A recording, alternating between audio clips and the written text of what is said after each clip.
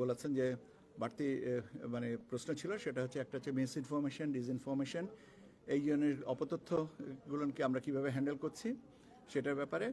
আর দ্বিতীয় জিনিসটা হচ্ছে যে ওনারা বলেছিলেন যে তোমাদের সিকিউরিটি নিয়ে কোনো কনসার্ন আছে কি না, নিরাপত্তা ব্যবস্থা সম্পর্কে তোমাদের পর্যালোচনাটা কী এবং কীভাবে তোমরা কী করছো, এটাই আর কি মূলত মিস ইনফরমেশন ডিসইনফরমেশনের সম্পর্কে আর কি জানতে চেয়েছিলেন। তো এই হচ্ছে, এবং আর একটা জিনিস শেষে বলেছেন যে দে আর হ্যাপি উইথ দ্য ব্রিফিং, এবং বলেছেন যে আমাদের যদি কোনো সহযোগিতা লাগে তাহলে আমরা যেন ওনাদেরকে বলি, এটা তারা তাদের সাধ্য মতন চেষ্টা করবেন।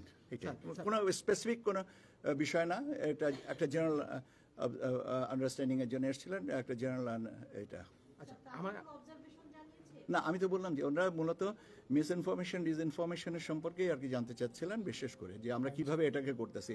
আর আইন শৃঙ্খলা পরিস্থিতিটা সম্পর্কে আমাদের বলছিলেন যে আমাদের কোনো কনসার্ন আছে কিনা। তো আমরা বলেছি যে এখনো পর্যন্ত আমাদের তেমন কোনো কনসার্ন নেই। তবে বললেন যে তোমাদের প্রস্তুতি কি, তখন আমরা বললাম যে আমাদের ডিপ্লয়মেন্ট প্ল্যানটা হচ্ছে এইটা। এতে বলে ঠিক আছে, এইটুকুই।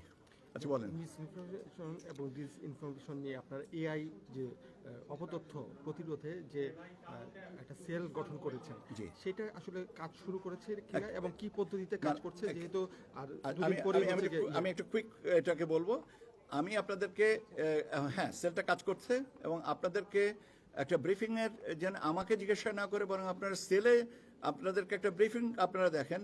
আমি ওখানে যে সেলের যে তত্ত্বাবধানে যিনি আছেন তাকে বলে দেব, আপনারা দেখে তারপরে আমাকে জিজ্ঞাসা করেন যে এখানে এইটা অসম্পূর্ণ আছে বা এটাকে আর একটু বাড়ানো যেতে পারে, বা আপনাদের কৌতূহলগুলো থাকলে ওখানে তো মিটিয়ে নিতে পারেন। কারণ আমি যেটা বলবো সেটা হচ্ছে যে একটা অ্যাবস্ট্রাক্ট বলবো, আর আপনি যেটা বাস্তবে দেখে বলবেন সেটা হচ্ছে আরও বস্তুনিষ্ঠ হবে। কাজে আমি আপনাদেরকে অনুরোধ করব, আপনারা আমার সাথে একটু যোগাযোগ করেন, আমি বলে দিব।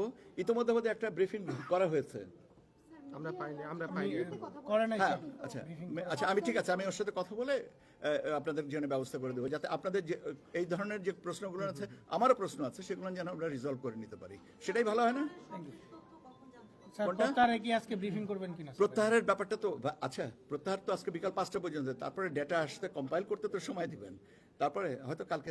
স্যার, প্রতীক বরাদ্দের পরে তো প্রচারণা চালানো যায়, সেক্ষেত্রে কি কালকেই প্রচারণা চালাতে পারবে বিকেল থেকে? প্রতীক বরাদ্দের পরে আপনি প্রশ্ন করলেন, উত্তরও দিয়ে দিচ্ছেন, আমি আর কি উত্তর দিব? আপনি তো উত্তরটা দিয়ে দিলেন। তাহলে কি কালকে থেকে পারবে? প্রতীক বরাদ্দের পরের থেকে প্রচারণা করা যাবে। উনি নিজেই বললেন করা যাবে, যাওয়ার পরে আমাকে জিজ্ঞেস করছেন কখন থেকে করা যাবে।